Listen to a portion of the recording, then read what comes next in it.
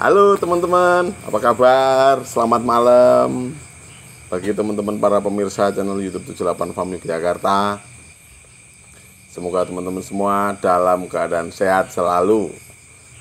Jangan lupa minum air jahe supaya nggak masuk angin. Oke teman-teman, pada video kali ini saya mau ngupas mengenai breeding yang asik itu seperti apa gitu ya. Breeding atau pengembangbiakan kambing domba yang asik itu seperti apa. Kenapa kok asik teman-teman? Kenapa kok saya nggak ngomong kata menguntungkan ya? Karena memang banyak teman-teman pemula yang mau breeding itu di tahun-tahun awal sudah berharap keuntungannya besar gitu ya. Nah gini teman-teman, saya lebih milih kata yang asik dulu ya, yang asik. Soalnya kalau nanti sudah asik, teman-teman nanti nyaman breedingnya, pasti profitnya datang gitu ya. Nah, apa sih yang perlu disiapkan untuk breeding teman-teman? Pertama tentu saja yang disiapkan adalah pakan ya. Pakannya ada yang dari jenis rumput-rumputan, ada yang dari jenis ramban-rambanan. Kambing domba berlaku sama, hanya saja kalau untuk domba dia lebih banyak rumputnya, kalau kambing lebih banyak rambannya teman-teman. Nah, pakannya harus disiapkan dulu. Pakannya ini pakan standar untuk hidup ya teman-teman. Kalau pakan standar untuk hidup ini teman-teman sudah disiapkan, maka minimal standar hidup si ternaknya akan tercapai. Artinya kambing dombanya bisa dikembangbiakkan. Nah, ini pakan pokoknya, seberapa banyak sih yang harus disiapkan? Kalau untuk rumput teman-teman nanam untuk satu ekor tuh disediakanlah 60 meter lah. Tapi rumputnya jenis rumput budidaya ya teman-teman. Jangan mengandalkan rumput liar, kecuali teman-teman yang ada di luar Jawa, karena cari rumput liarnya juga mudah ya. Cuman lebih efektif kita mengandalkan rumput budidaya. Mereknya banyak ya. Ada pakcong, ada gama umami dan sebagainya. Nah, satu ekor itu 60 meter. Kalau untuk rambannya itu bisa ditanam di sekelilingnya. Nah, satu ekor kambing domba silahkan disediakan beraneka jenis ramban. Semakin banyak jenisnya, maka kualitas pakan dasarnya semakin baik. Nah, ini baru pakan dasarnya teman-teman. Halo teman-teman semuanya, bagi teman-teman pemirsa channel YouTube 78 Farm yang membutuhkan perlengkapan peternakan dari mesin chopper, kandang, dan sebagainya, kami siap membantu. Bagi teman-teman yang butuh bibit pakan hijauan, baik itu bibit rumput ataupun bibit legum, kami menyediakan, bisa beli di tempat kami teman-teman. Bagi teman-teman yang butuh kambing domba, kami pun siap menyediakan. Dan layanan kami berikutnya adalah bagi teman-teman yang mau buka farm dengan skala besar, kami siap mendampingi dari nol. Jadi nanti ada pendampingan khusus yang lebih serius kepada teman-teman semua yang mau buka farm skala besar. Silahkan nanti ngontek kami di WA. WA-nya ada di kolom deskripsi video ini. Terima kasih. Kalau sudah pakan dasar disiapkan, teman-teman berusaha untuk mempersiapkan pakan tambahannya. Apa aja pakan tambahannya? Banyak sekali teman-teman, banyak sekali. Misalnya ya, bisa pekatul, ampas jagung, ampas singkong, atau bahkan kulit singkong, terus pongkol singkong, pucuk singkong, terus bungkil sawit, bungkil kopra, limbah kacang hijau, limbah agar-agar, terus limbah roti. Nah, ini semua bisa, dengan catatan semua yang nabati, artinya jangan yang hewani teman-teman, jangan yang hewani. Ini bisa untuk pakan tambahan. Misalnya teman-teman ada di daerah perkebunan pepaya, ini bisa pepaya yang afkir nggak masuk lolos jual, bisa untuk tambahan, pakan tambahan. Nah, pakan tambahan ini tentu saja yang bagus bagaimana komposisinya, tentu saja yang jumlah variannya banyak. Hanya saja bagi teman-teman mungkin yang sulit untuk mengaksesnya, nanti bisa mengupayakan pakan tambahan yang sekiranya selalu ada. Misalnya teman-teman ada di daerah yang memproduksi tahu, bisa pakai ampas tahu gitu. Nah, yang penting menurut saya pakan tambahannya harus konsisten. Jadi misalnya bulan ini pakai ampas tahu, bulan besok enggak, jangan. Lebih baik konsisten terus. Oh, bulan ini saya pakai tumpi jagung, terus pakai rendeng kedelai gitu. Nah, ini usahakan selalu ada teman-teman. Walaupun tidak banyak variannya, tapi upayakan selalu ada. Nah, pakan tambahan ini kurang lebih 4% dari bobotnya, bobot si ternaknya ya teman-teman. Nah, pemberian pakan tambahan ini tentu saja jumlahnya tidak sebanyak pakan pokok dasarnya, pakan hijauannya. Jadi pakan pokok dasarnya ini yang diutamakan. Nah, pakan tambahannya ini yang selalu mengikuti. Nah, nanti pakan tambahan ini pun teman-teman, kalau bisa disesuaikan dengan kondisi si induknya, induk jantan betinanya.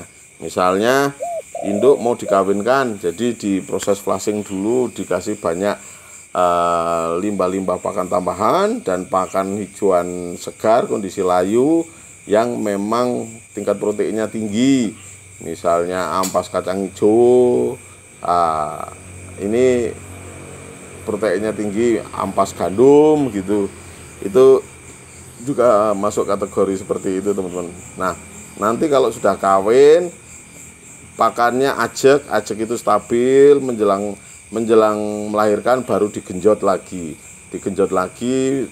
plus pasca melahirkan, supaya susunya banyak, susu yang akan dikonsumsi sama cempenya banyak. Nah, ini perlu banget ya teman-teman.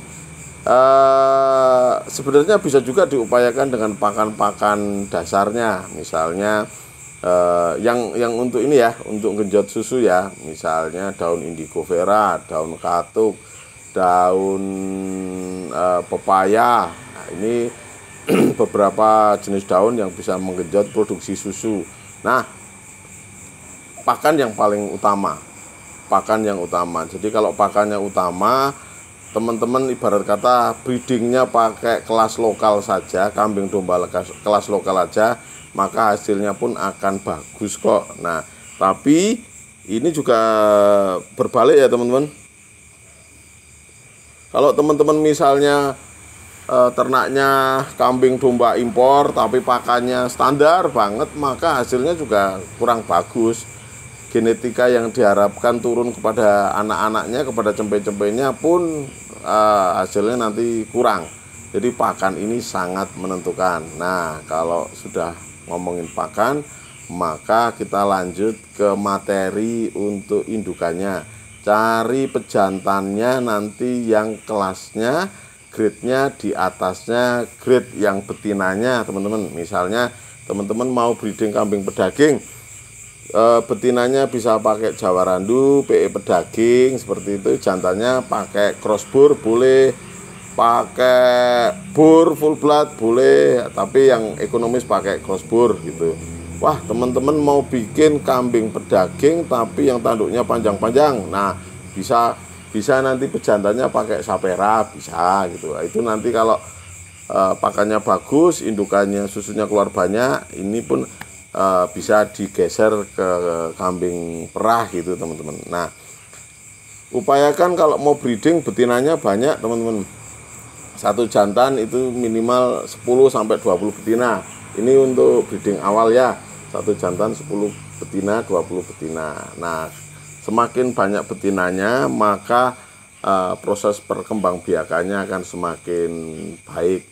Misalnya ngisi 20, dah dikawini bunting ya, terus istirahat dulu jantannya, 20 berikutnya dimasukkan. Nah, seperti itu. Jadi nanti efektif banget teman-teman. Cukup punya 1-2 pejantan tapi yang top sekalian, yang top performanya, supaya genetikanya bagus. Jadi genetika jantan ini masuk ke betina, betina kondisinya siap menghasilkan sel telur yang baik, maka harapannya akan muncul janin dengan kualitas yang baik. Begitu lahiran, cempenya gede-gede teman-teman, pertumbuhannya akan cepat. Nah, satu jantan 10-20 betina teman-teman. Misalnya teman-teman mau main domba, dombanya bisa pakai domba lokal, ekor tipis, gibas, atau domba priangan, atau domba jenis Garut yang kelas sayur. Jantannya harus di atasnya jantan Garut, jantan cross dorper boleh, jantan merino boleh, jantan dombos atau biasa orang nyebutnya Texel juga boleh, atau jantan turunannya Awasi juga boleh, monggo. Yang penting satu grade di atasnya, itu menurut saya sudah cukup untuk teman-teman yang mungkin mau ngawali breeding ya. Nah, breeding ini kan butuh waktu yang panjang teman-teman, bukan bisnis cepat kok breeding itu, tapi bisnis bangun aset ya. Jadi ketika betinanya banyak, maka perkembang biakannya pun cepat teman-teman. Nah, kalau perkembang biakannya cepat, nanti setting aja yang dijual anak jantan, anak betina dikumpulin teman-teman, nanti untuk jadi induk berikutnya. Nah, ini akan berkembang teman-teman, nanti pelan-pelan aset ternaknya akan bertambah banyak. Nah, kalau sudah bertambah banyak, sebelum bertambah banyak, ini teman-teman bisa ini dulu persiapan kandang, nambah lahan pakan lagi, nambah variasi pakan segala macam. Yang penting difokuskan pada kesiapan pakan, kesiapan manajemen, ini harus pas. Nah, endingnya tetap ada unsur jualannya ya teman-teman. Unsur jualannya artinya marketingnya ya. Marketingnya mulai dijalankan supaya orang tahu kalau teman-teman sedang breeding. Teman-teman nanti akan menghasilkan banyak kambing, banyak domba, supaya di awal breeding pun orang sudah mulai bertanya, nanti endingnya mau ngorder. Seperti itu. Jualan terenak bagi saya adalah jualan versi online teman-teman. Teman-teman bisa mempromosikan hasil breedingnya ke tempat yang tak terbatas. Bahkan tiba-tiba dikontak posisinya dari luar negeri, nanti tolong saya mau kurban gitu, tapi dipotong di tempat teman-teman gitu. Itu bisa dan sudah banyak banget yang mempraktekkan. Nah, ini breeding butuh waktu yang panjang. Breeding bukan bisnis cepat teman-teman. Breeding itu adalah bisnis bangun aset. Jadi teman-teman bekalnya harus banyak. Bagi teman-teman yang memang berpotensi punya hijauan banyak, nah ini digaske teman-teman. Gaspol, tapi ya tetap ada ininya ya, ada rem, ada rambunya gitu-gitu ya. Nah, karena nanti yang akan terjadi ada ledakan populasi yang besar teman-teman. Kalau teman-teman siap, memang akan menjadi besar sekali. Nah, untuk breedingnya. Nah, ini ketika sudah breeding, ternyata anak jantannya cakep-cakep. Teman-teman sudah mulai bisa main penggemukan tuh.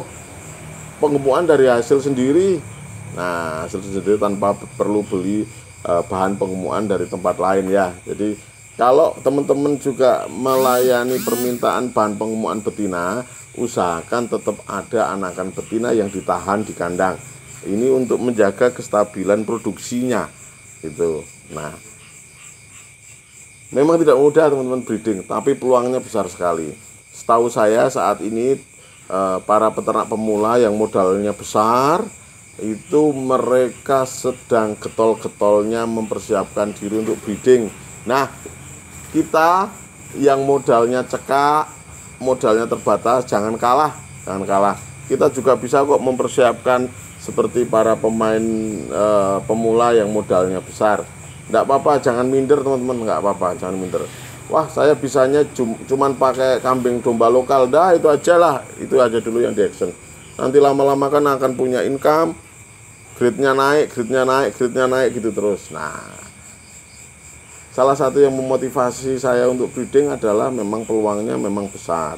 Dan saya memang sudah setting, sekian ekor nanti indukan saya alokasikan untuk anak saya yang nomor 1, nomor 2, nomor 3. Seperti itu terus teman-teman. Ini nanti yang akan memotivasi teman-teman lah. Karena seringkali pemain-pemain breeding ini bosen di tengah jalan ya, kok nggak ada income-nya, kok belum ada. Nah, untuk menutup pengeluaran si breeding ini, maka teman-teman harus kreatif. Kreatifnya dengan cara ya bagaimana menciptakan banyak sumber uang. Nah, ini semua nanti saya bahas kupas tuntas teman-teman di pelatihan saya.